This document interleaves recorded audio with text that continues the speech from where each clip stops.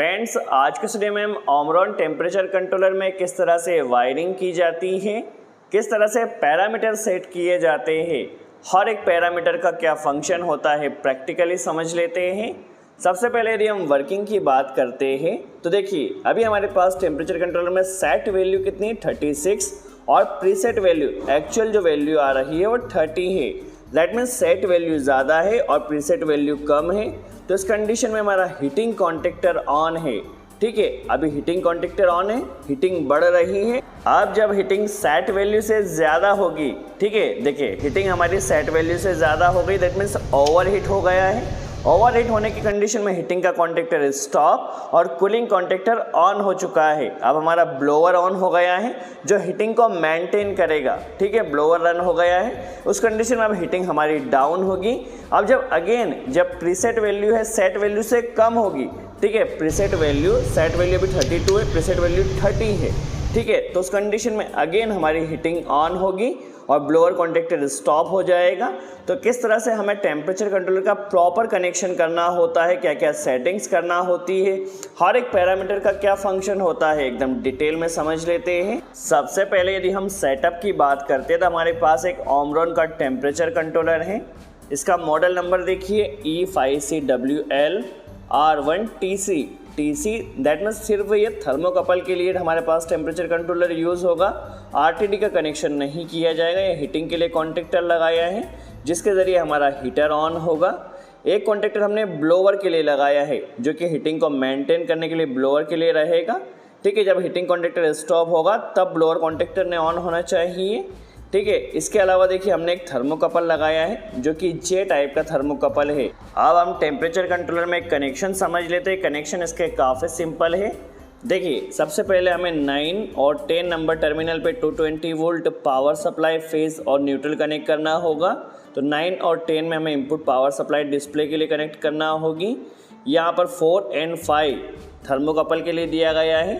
Thermocouple का negative 4 number terminal पर लगेगा। 3 नंबर टर्मिनल नॉट यूज़ है।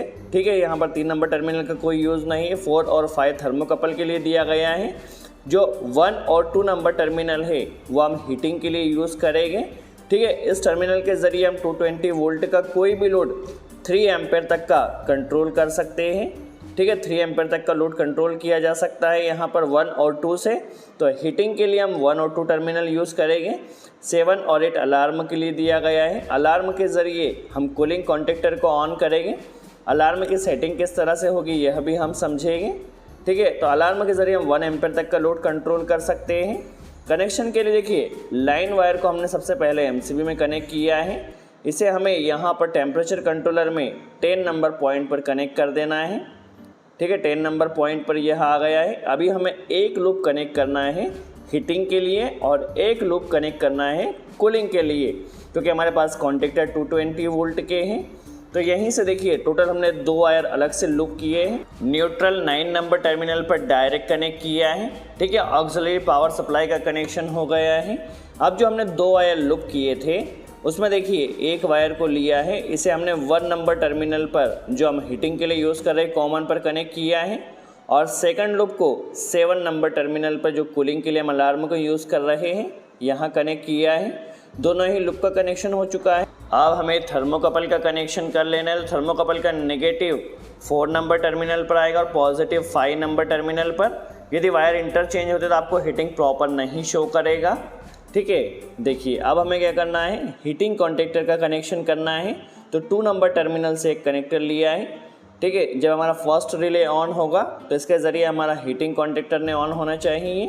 तो यहाँ पर कॉइल में लाइन हमने डायरेक्ट कनेक्ट किया है। ठीक है, और यहाँ पर जो अलार्म के प्लेस पर है अलार्म के ज़रिए हमें कूलिंग कॉन्टेक्टर को ऑन करना है।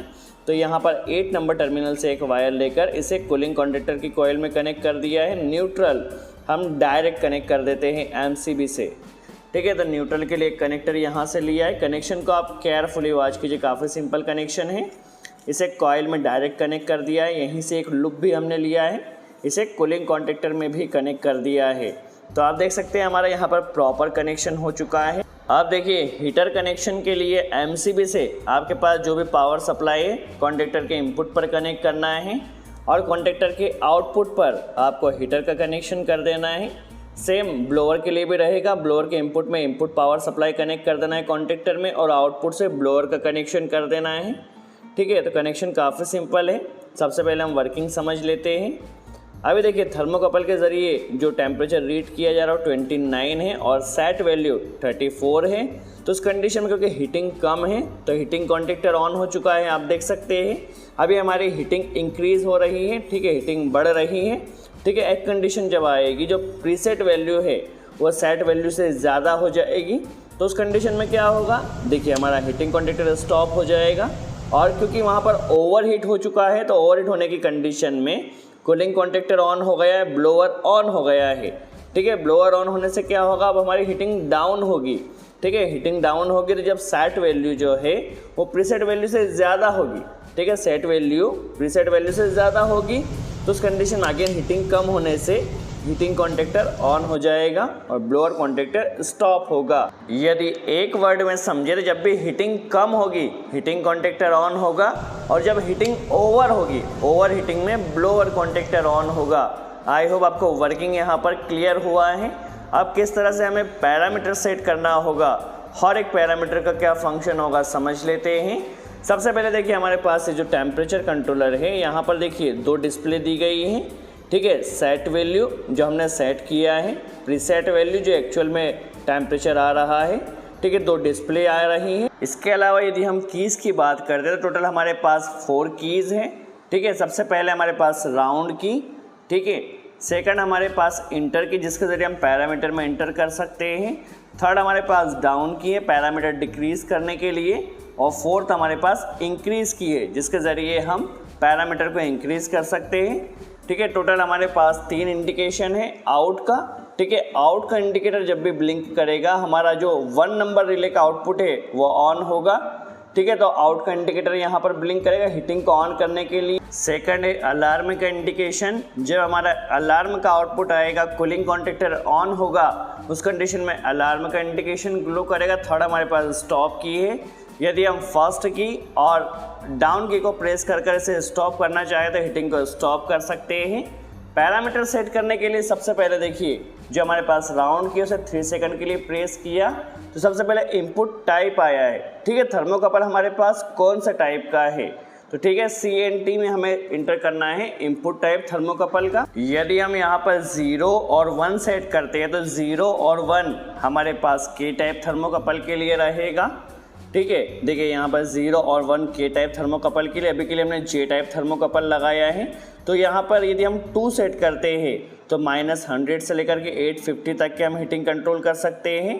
3 सेट करने पर -20 से 400 degree Celsius J type thermocouple के लिए कर सकते हैं। 4 और 5 T टाइप थर्मोकपल के लिए है। इसके अलावा यदि हम 6 सेट करते हैं तो 6 सेट है हमारे पास R टाइप थर्मोकपल के लिए और 7 है S टाइप थर्मोकपल के लिए। ठीक है, अभी के लिए हमारे पास J टाइप थर्मोकपल है तो J टाइप थर्मोकपल के लिए हम सेट कर देते हैं 2। ठीक है, तो नॉर्मली J टाइप थर्मोकपल के लिए 2 सेट किया है हमने इनपुट टाइप सिलेक्शन में।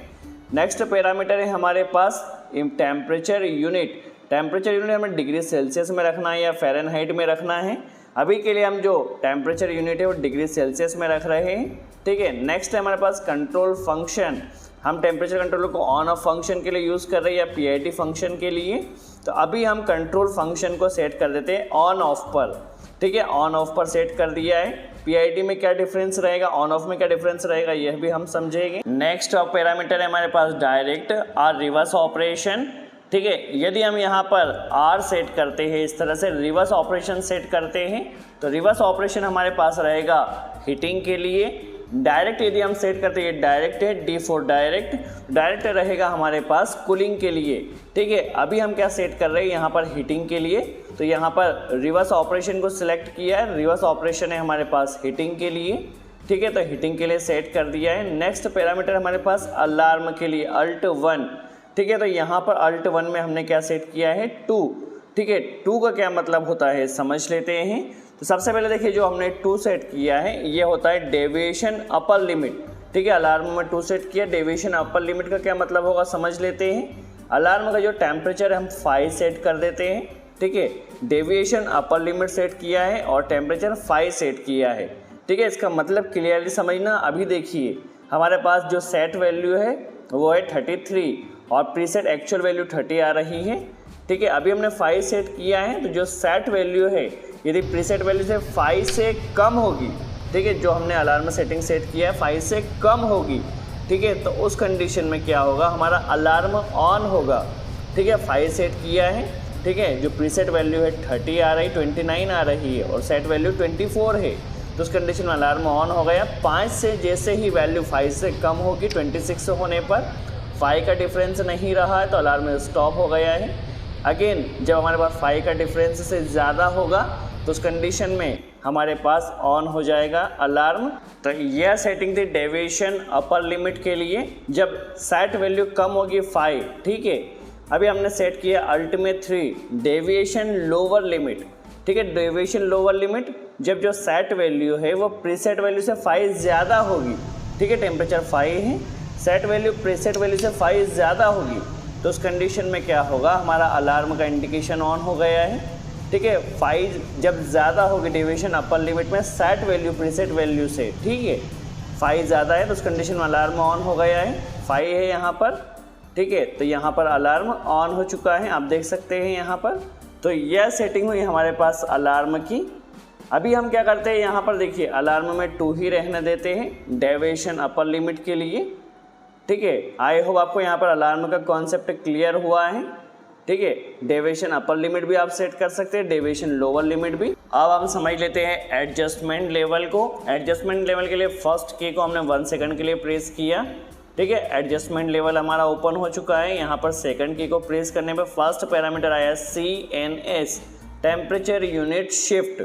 ठीक है, अब इसका क्या मतलब होगा समझ लेते। कभी हमारे पास फॉर एग्जांपल टेम्परेचर कम ज़्यादा आ रहा है, फॉर एग्जांपल हमारा जो सेट टेम्परेचर है वो शो कर रहा है 35, बट एक्चुअल में टेम्परेचर यदि हमारे पास 30 है, दैट मीन्स यदि टेम्परेचर ज़्यादा शो कर रहा है जितना होना चाहिए था, ठीक है, शो कर रहा है 35 बट एक्चुअल में 30 है, ठीक है, टेम्परेचर कम है बट ज़्यादा शो कर रहा है, तो उस कंडीशन में CNS में -5 हम यदि कर देते हैं तो उस कंडीशन में हमारा एक्चुअल टेम्परेचर शो होगा 30 डिग्री। ठीक है, यदि टेम्परेचर हमारा कम ज़्यादा है तो यहाँ पर हम एडजस्ट कर सकते हैं। फॉर एग्जांपल यदि हमारे पास जो टेम्परेचर आ रहा है, ठीक है, फॉर एग्जांपल 35 यदि हमारे पास एक्चुअल है, ठीक है, बट यदि शो वह कम कर रहा है, ठीक है, फॉर एग्जांपल 30 शो कर रहा है बट एक्चुअल में 5 ज़्यादा है, 35 है। ठीक है, यदि यहाँ पर 5 डिग्री ज़्यादा है बट दिखा रहा है 30 डिग्री, 35 होना था, 30 डिग्री दिखा रहा है, तो यहाँ पर हम +5 सेट कर देते हैं। ठीक है, +5 सेट करने से जो शो टेम्परेचर है वो 35 आपको शो करेगा। तो CNS में टेम्परेचर यूनिट शिफ्ट आप यहाँ पर इस तरह से सेट कर सकते हैं। नेक्स्ट है हिस्टेरिसिस। ठीक है, हिस्टेरिसिस में क्या होता है, अभी हमने यहाँ पर जो सेट किया था ऑन ऑफ के लिए, ऑन ऑफ के लिए सेट किया था कंट्रोल फंक्शन, तो ऑन ऑफ में हिस्टेरिसिस आया था। सबसे पहले फॉर एग्जांपल हिस्टेरिसिस का फंक्शन, फॉर एग्जांपल कहीं पर यदि हमने सेट वैल्यू सेट किया है 260, ठीक है, अब यदि temperature preset value set value से कम रहेगी तो उस कंडीशन में हीटिंग ऑन होगी।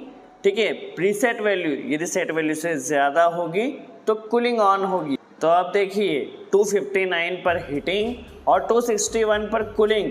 अब इतनी बार यदि हमारे पास कॉन्टेक्टर ऑन ऑफ होता रहेगा तो उस कंडीशन में कॉन्टेक्टर भी हमारे डैमेज होने के चांस रहेंगे, तो हम वहाँ पर क्या कर सकते हैं, हिस्टेरिसिस सेट कर देते हैं। फॉर एग्जांपल हमारे पास सेट वैल्यू है 260 और हम चाहते हैं कि जो हीटिंग है वो 259 पर ऑपरेट ना होकर कुछ डिग्री का डिफरेंस आ जाए। डिफरेंस यदि हम चाहते हैं तो वहाँ पर हिस्टेरिसिस सेट कर देते। फॉर एग्जांपल हमने 5 हिस्टेरिसिस सेट किया है। अब क्या होगा, 5 हिस्टेरिसिस सेट करने से जो हमारा हीटिंग कॉन्टेक्टर 259 पर ऑपरेट हो रहा था वो 259 पर नहीं होकर 5 डिग्री के डिफरेंस पर, जब 5 डिग्री कम होगा 255 पर हमारा हीटिंग कॉन्टेक्टर ऑन होगा। ठीक है, अगेन जब हीटिंग बढ़ेगी और 261 होगा तो कूलिंग कॉन्टेक्टर ऑन होगा, but heating contactor hysteresis value के बाद 5 कम होने पर 255 पर ऑपरेट होगा। यदि 10 सेट करते हैं तो जो हीटिंग कॉन्टेक्टर है अब 10 डिग्री के डिफरेंस पर 250 पर ऑपरेट होगा। ठीक है, तो यहाँ पर हमारा contactor bar bar on off नहीं होगा। आई होप आपको यहाँ पर हिस्टेरिसिस का कॉन्सेप्ट क्लियर हुआ है। अब यदि हम कंट्रोल फंक्शन में PID सेट करते हैं तो क्या होगा, अभी हमने ऑन ऑफ सेट किया था तो हिस्टैरिसीस वैल्यू आई थी।